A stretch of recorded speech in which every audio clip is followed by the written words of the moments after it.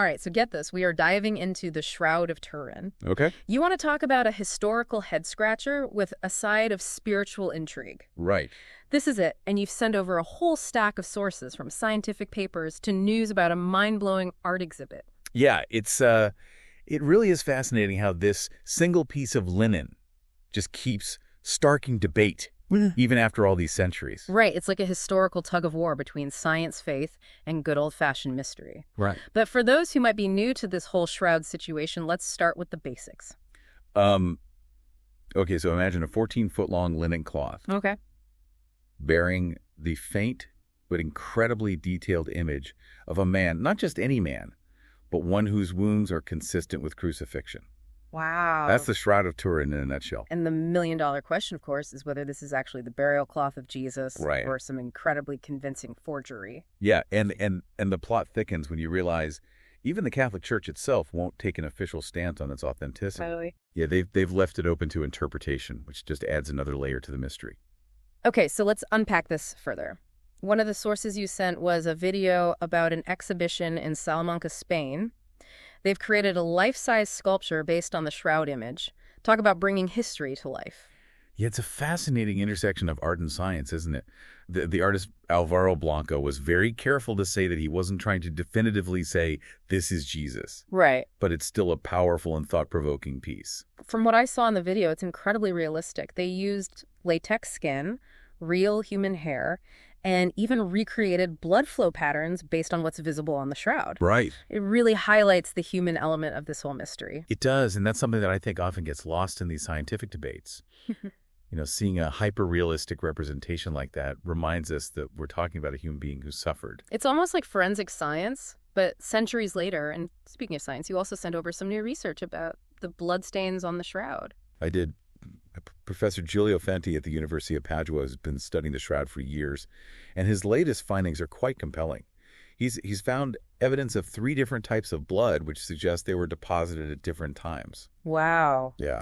And it gets even more interesting. He says the way the blood flowed indicates the body was moved at some point, which lines up with the biblical account of Jesus being taken down from the cross. Exactly. And he's even found creatinine nanoparticles in the blood, which point towards severe polytrauma, that level of detail. Yeah. The ability to identify specific markers of trauma on a centuries-old relic is remarkable. It's incredible. It's like we've got this microscopic window into the past, and it makes you wonder what else we might be able to learn as technology advances. Yeah, it's truly remarkable. But of course, the age-old question with the shroud is always going to be, how old is it really? And you've included some fascinating research on that very topic. Right. The 1988 carbon dating study caused a real stir, suggesting the shroud was from the 13th or 14th century for a lot of people. That settled it. Case closed. Right. But as your sources point out, that study has been hotly debated. Critics point out that the samples might have been contaminated. And there's the question of whether carbon dating is even reliable for something this old. And as if things weren't intriguing enough, there's new research using a completely different technique, wide-angle X-ray scattering. And what's fascinating about this technique is that it analyzes the structure of the linen fibers themselves, and the findings suggest the fabric could be closer to 2,000 years old. Wow. Putting it back in the right historical ballpark. Talk about a scientific plot twist. It seems like every new study just adds another layer to the mystery. But even if we set aside the question of its age for a moment, there's still the puzzle of how that image was created in the first place. That's the million-dollar question, isn't it? Scientists and art historians have been scratching their heads over this one for centuries. Because they haven't been able to find any traces of pigments or dyes, right? Exactly. And the image itself seems to only penetrate the very top layer of fibers, almost like a photographic negative. So how do you even begin to explain something like that? What are some of the theories out there? Well, theories abound, everything from lost medieval artistic techniques to get this radiation bursts. Radiation bursts now. That's a theory I haven't heard before. It sounds like something out of science fiction, doesn't it? But it's a serious hypothesis. The idea is that some sort of burst of energy could have created the image, but so far there's no conclusive evidence to support it. Which you have to admit just makes the whole thing even more intriguing. Absolutely.